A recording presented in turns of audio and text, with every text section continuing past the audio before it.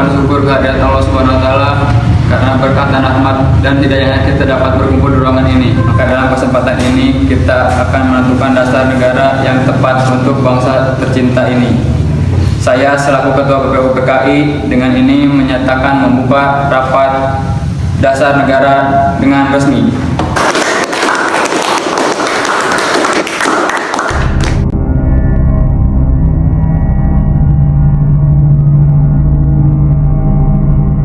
Saudara-saudara sekalian, kita memang punya tujuan yang sama, namun jika Anda hanya berbicara di dalam kelompok itu saja, percuma. Sampaikanlah usulan kalian di depan forum. Saya memiliki usulan Indonesia merupakan negara yang kaya akan tradisi dan budaya.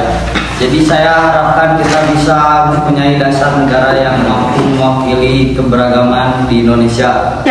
Saya setuju, memang seharusnya Indonesia mempunyai ideologi yang mampu mempersatukan seluruh pihak. Saudara-saudara, saya telah mendengarkan beberapa usulan. Saudara sekalian, saya telah menunjukkan apa dasar negara yang cocok untuk negara tercinta kita. Dalam sidang hari ini, saya mengajukan usulan mengenai dasar negara yang berwujud tulisan maupun dalam bentuk lisan. Berikut rumusan cara lisan. 1. Pri kebangsaan. 2. Pri kemanusiaan. 3. Pri ketuhanan. 4. Pri kerakyatan. 5. Pri kesejahteraan rakyat. Secara tertulis: 1. Ketuhanan yang Maha Esa. 2. Kebangsaan Persatuan Indonesia. 3. Rasa kemanusiaan yang adil dan beradab. 4. Kerakyatan yang dipimpin oleh hikmat kebijaksanaan dalam permusyawaratan perwakilan. 5. Keadilan sosial bagi seluruh rakyat Indonesia. Bunyamin, saya akui pendapat Bung sangat luar biasa. Tapi ingat, Indonesia memiliki mayoritas beragama Islam. Jadi dasar negara kita harus berdasarkan Islam. Betul Bung, seharusnya Islam lebih diutamakan dalam negara ini. Allahu Akbar. Allahu Akbar. Tidak, saya tidak setuju. Benar, tidak bisa begitu. Orang tidak mendengarkan pernyataan dari Tuan Haji Agus Salim. Kita membutuhkan dasar negara yang menyeluruh, bukan untuk kelompok Anda saja. Saya sependapat dengan Muhammad Yamin. Tidak, saudara sudah baik karena mengandung unsur ketuhanan yang sesungguhnya telah mewakili keadaan Indonesia yang beragam agama.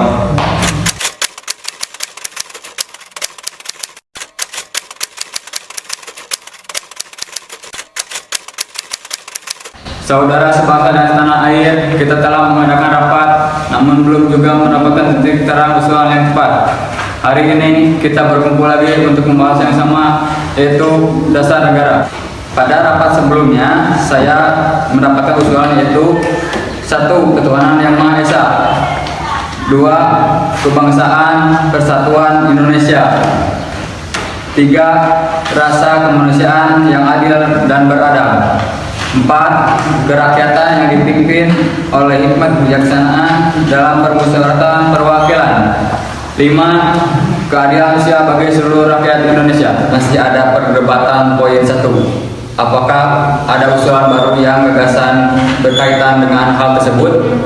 Pada dasarnya agama hanya tertuju pada Tuhan yang sama, yaitu Tuhan yang Maha Esa. Jadi untuk apa kita memperdebatkannya? Masih banyak hal lain yang lebih penting yang harus kita pikirkan. Tapi Bung, saya meyakini bahwa Indonesia tidak bisa disamaratakan seperti itu. Indonesia negara Islam. Kalau begitu, kenapa Bung tidak membuat forum sendiri saja dengan anggota Bung sendiri? Kami di sini rapat dengan berdasarkan musyawarah. Jika Bung tidak bisa menahan ego Bung tersendiri, silakan, pintunya ada sebelah sini. Saudara, silakan Anda telah mendengarkan pernyataan dari Muhammad Hatta.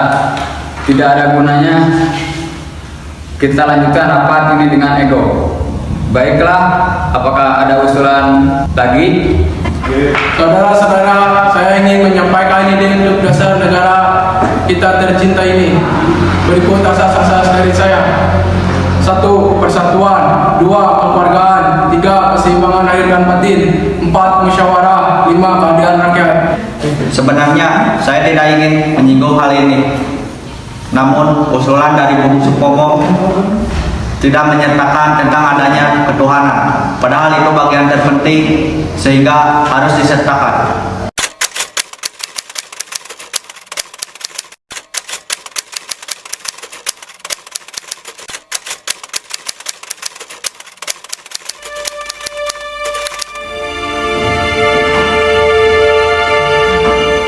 Terima kasih saudara-saudara sekalian tahanan. Kita telah berkumpul di ruangan ini selama 3 hari hanya untuk membahas dasar negara. Kita masih belum mampu menghasilkan dasar negara yang baik dan cocok untuk negeri kita yang tercinta ini. Setiap kelompok rapat masih saja egois dan mementingkan kepentingan golongan dibandingkan kepentingan umum. Kita tidak bisa seperti ini. Untuk itu, izinkan saya untuk menyampaikan usulan saya tentang dasar negara yang akan saya bacakan. Kita telah berjuang melawan penjajah. Kita telah bersatu memperjuangkan tanah air yang tercinta. Maka harus hal itu kita tanamkan rasa persatuan pada diri generasi-generasi kita. Hal ini merupakan alasan butir yang pertama, yaitu 1.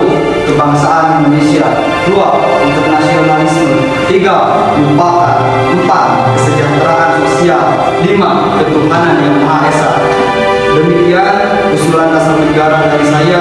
Semoga dapat mewakili pendapat saudara-saudara sekalian. Merdeka!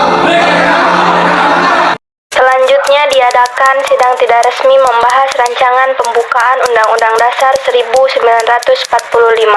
Selanjutnya dibentuk panitia kecil beranggotakan 9 orang, diketuai oleh Insinyur Soekarno dan wakilnya Muhammad Hatta pada tanggal 22 Juni 1945. Bagaimana jika rumusan dasar negara yang sudah disetujui, yaitu 1. Ketuhanan dengan menjalankan syariat-syariat Islam di mulutnya, 2. Dinamai dengan Piagam Jakarta.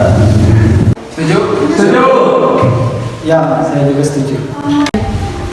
Oh, tapi sebentar, saya kurang setuju dengan Piagam Jakarta Sila Pertama. Mengapa? Karena menurut saya Piagam Sila Jakarta Pertama ini perlu diubah. Karena Indonesia bukanlah negara muslim. Setelah melalui beberapa kompromi, akhirnya Insinyur Soekarno memutuskan. Setelah melalui proses-proses yang begitu panjang, sila pertama yang awalnya ketuhanan dan kewajiban syariat-syariat Islam bagi pemeluknya diubah menjadi ketuhanan yang Maha Esa. Ya, kami setuju sejalan dengan negara Indonesia yang beragam budaya dan agama. Sidang kedua BPUPKI membahas rancangan Undang-Undang Dasar dan BPUPKI membentuk panitia kecil bernama Panitia Rancangan Undang-Undang Dasar, diketuai oleh Insinyur Soekarno pada tanggal 14 Juli 1945. Saya ingin menyampaikan hasil kerja keras panitia kecil, yaitu 1. Pernyataan Indonesia Merdeka, 2. Pembukaan Undang-Undang Dasar, 3. Batang tubuh Undang-Undang Dasar, dan dalam batang tubuh juga disepakati wilayah negara, bentuk negara, kesatuan, pemerintahan republik. Naskah undang-undang akhirnya diterima dengan bulat pada sidang BPUPKI tanggal 16 Juli 1945. Setelah itu, pada tanggal 15 Agustus 1945, Sultan Syahrir mendengar berita kekalahan Jepang melalui radio Domei. To celebrate this greatest of all victories, the surrender of the Japanese. Believe me, ladies and gentlemen, it's a terrific sight as we stand here and see an ocean of people. The white hats and sailors. Assalamualaikum. Waalaikumsalam. Silakan duduk.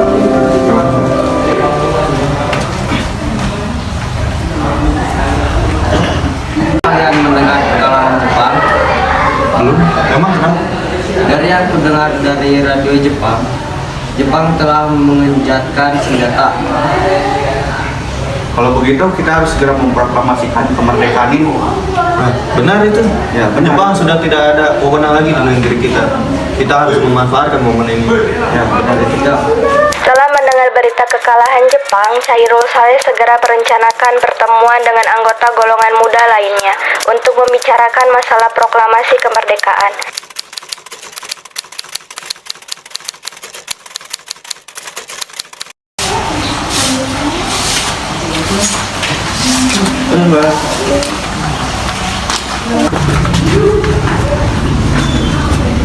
Teman-teman sekalian, apa kalian sudah dengar tentang kekalahan Jepang? Belum kawan, dari mana kau tahu tentang itu? Barusan saya dan Soekarni berkumpul dengan Syahrir. Dia mendengar tentang kekalahan Jepang. Berarti sekarang negara kita dalam kondisi vacuum of power. Saya mengumpulkan kalian semua di sini untuk membicarakan masalah itu. Kita harus segera memanfaatkan situasi ini untuk memproklamasikan kemerdekaan. Tepat sekali. Kalau begitu kita harus bagi tugas. Gikana dan Jairul pergi ke kediaman Soekarno untuk mengabarkan berita ini. Biar saya dan Bung Darwis untuk mengajak Kediaman Soekarno, Jalan Pegangsaan Timur nomor 56 Jakarta. Terjadi perdebatan serius antara golongan pemuda dengan Soekarno. Kita harus memproklamasikan sekarang, Bung. Ini batang leherku. Seretlah aku ke pojok itu sekarang juga. Dan potong leherku malam ini juga. Kalian tidak perlu menunggu sampai esok hari. Tapi ini saat yang tepat, Bu. Jepang telah kalah dengan sekutu dan tak kuasai lagi negeri ini. Mengapa kita harus menunggu? Rakyat sudah banyak menderita dengan penjajahan ini. Jepang itu adalah masa yang silam. Belum lagi kita harus mempersiapkan untuk menghadapi Belanda yang ingin menguasai negeri ini. Jika saudara tidak siap untuk apa yang saya berikan, pernyataan yang saya berikan, dan mengira bahwa saudara telah siap untuk menopang negeri ini sendirian, sedangkan kenapa kalian mendatangi Soekarno untuk memproklamasikan kemerdekaan? Apakah kita harus menunggu janji Jepang untuk kemerdekaan bangsa ini? Kita bisa, Bung. Kita harus bangkit untuk memproklamasikan bangsa ini sendiri. Mengapa kita harus menunggu janji manis Jepang? Kekuatan segelintir itu takkan mampu mengalahkan armada perang milik Jepang. Coba kau perlihatkan padaku mana bukti kekuatan yang diperhitungkan itu. Apakah tindakanmu itu menyelamatkan wanita dan anak-anak? Jika ternyata terjadi pertumpahan darah, bagaimana cara kita nanti untuk mempertahankan kemerdekaan? Coba bayangkan bagaimana kita akan tegak atas kekuatan diri sendiri. Tapi semakin cepat kita memproklamasikan kemerdekaan, akan semakin cepat pula kita mengakhiri penderitaan rakyat yang sudah ditanggung selama ini. Inilah yang sudah ditunggu-tunggu bangsa kita, Bung. Oke, baiklah jika seperti itu, tolong berikan kami waktu sebentar untuk duduk. Kemudian para anggota golongan tua yang berada di kediaman Soekarno langsung membicarakan permasalahan tersebut. Bagaimana ini? Para pemuda meminta untuk memproklamasikan kemerdekaan. Kita tidak boleh gegabah, Bung. Kita butuh waktu mempersiapkan semuanya dengan matang agar tidak terjadi sesuatu yang tidak diinginkan. Saya setuju. Menurut saya yang terpenting sekarang adalah bagaimana cara menghadapi sekutu yang hendak berkuasa di negeri ini. Selain itu, masalah-masalah tentang kemerdekaan kita bicarakan lagi dalam sidang BPKI 18 Agustus mendatang. Lalu bagaimana pendapat golongan muda? Apa kita abaikan saja? Ya, lagi pula mereka masih muda, pemikiran mereka terlalu pendek. Kita harus melihat ke depan, mempersiapannya dengan matang. Kalau tidak, bagaimana nanti jika semuanya berantakan?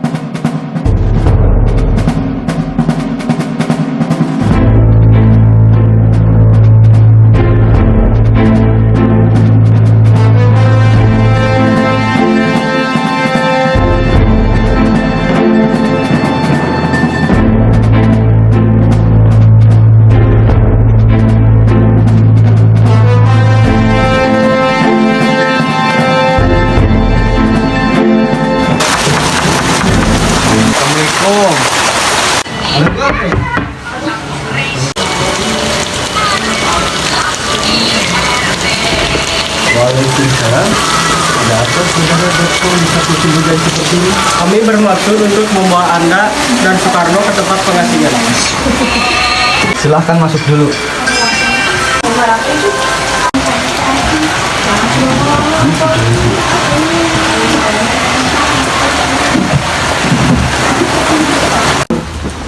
Tempat pengasingan? Maksudnya apa itu? Dia akan membawa kalian ke tempat pengasingan agar terhindar dari bentrok rakyat dan Jepang. Sebaiknya Ibu Fatmawati dan anak-anak ikut serta agar menjamin keselamatannya. Baiklah, saya akan mengajak mereka nanti. Hilangnya Soekarno dan Muhammad Hatta secara misterius pagi itu menimbulkan kepanikan di kalangan para pemimpin di Jakarta. Peristiwa ini baru diketahui oleh Mr. Ahmad Suparjo. Apakah saudara tahu tentang keberadaan Soekarno dan Bung Hatta? Maaf, kami tidak tahu, Bu. Katakanlah kepadaku di mana mereka sekarang. Aku akan menjamin keselamatan mereka ketika kembali ke Jakarta, dan aku juga akan menjamin kemerdekaan pada esok harinya. Baiklah, kami akan menunjukkan tempatnya di Rengas Dengklok.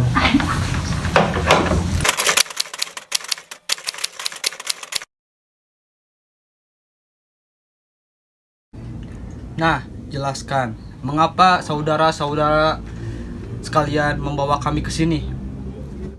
Maafkan kelancangan kami, Bu. Ini demi keselamatan Anda. Kami ingin membicarakan masalah proklamasi kembali.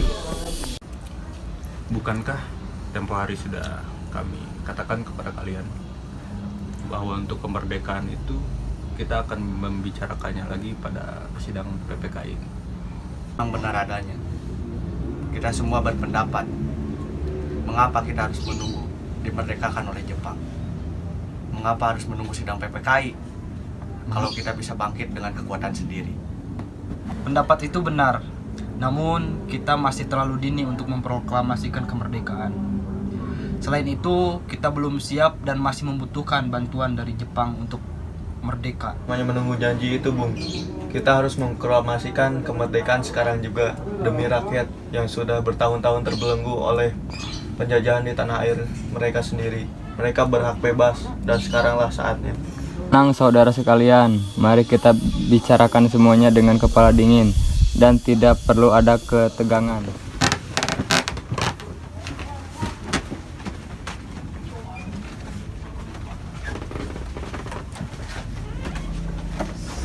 Saya mengerti perhitungan Anda berdua mengenai masalah proklamasi ini. Kita memang belum mempertimbangkan semuanya dengan matang.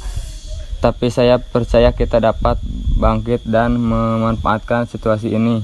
Kesempatan ini tidak akan datang dua kali. Apa yang mereka katakan benar adanya dan saya mendukung mereka. Saya setuju. Kita akan memproklamasikan tanpa ada campur tangan Jepang.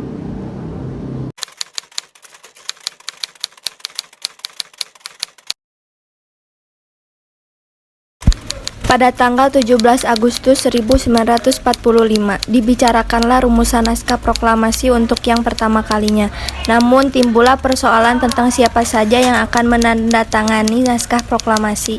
Sebaiknya naskah ini tidak ditandatangani oleh PPKI. Memang kenapa? Lantas siapa yang akan menandatanganinya? PPKI kan bentukan negara Jepang. Kita sudah sepakat untuk memproklamasikan tanpa campur tangan Jepang. Oh benar nak, bagaimana ini Bu? Apakah ada pendapat dari kalian untuk menyelesaikan masalah ini? Bagaimana jika teks deklarasi ini ditandatangani oleh hadirin yang datang di sini, seperti Amerika ketika menandatangani teks deklarasinya? Jangan, kita tidak boleh meniru bangsa lain. Lalu bagaimana, Bukan?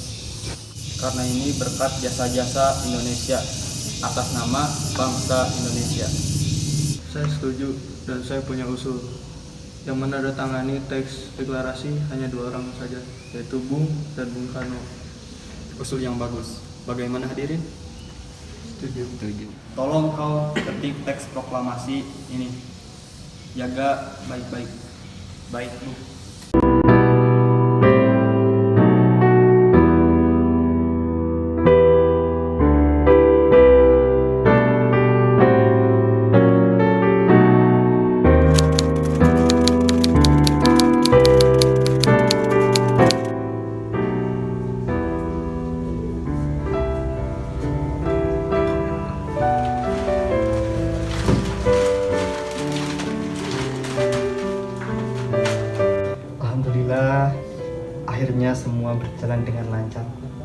Terima kasih Bu telah menemani saya di saat-saat yang cukup menguras pikiran ini.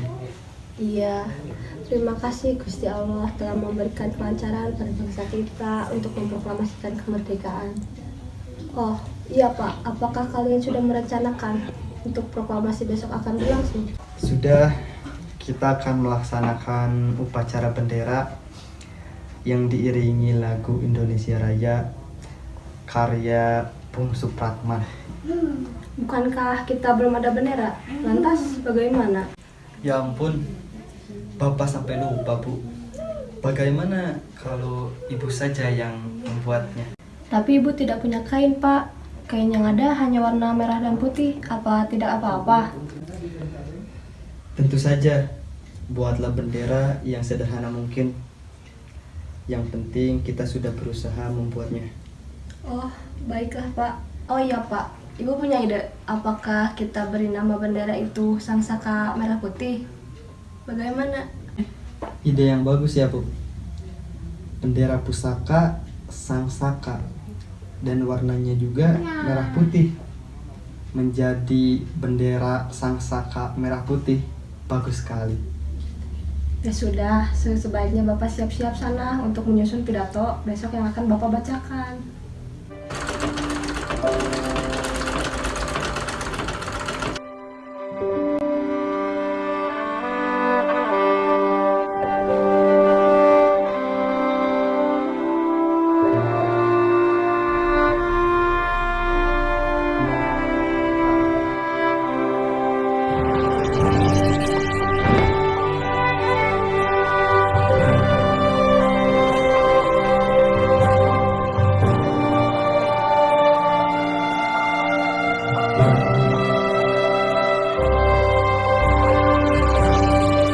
Murti, tolong kibarkan bendera merah putih ini sebagai simbol kejayaan bangsa ini.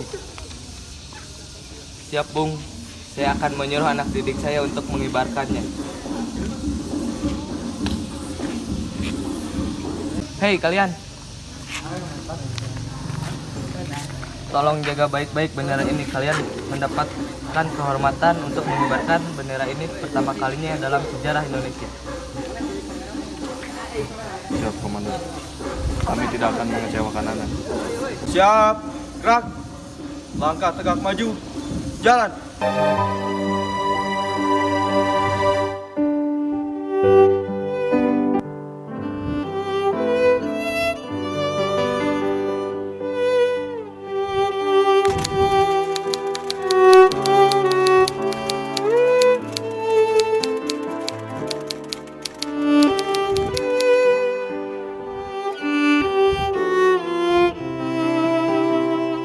Saudara-saudara sekalian, saya telah meminta saudara hadir di sini untuk menyaksikan peristiwa maha penting dalam sejarah bangsa kita.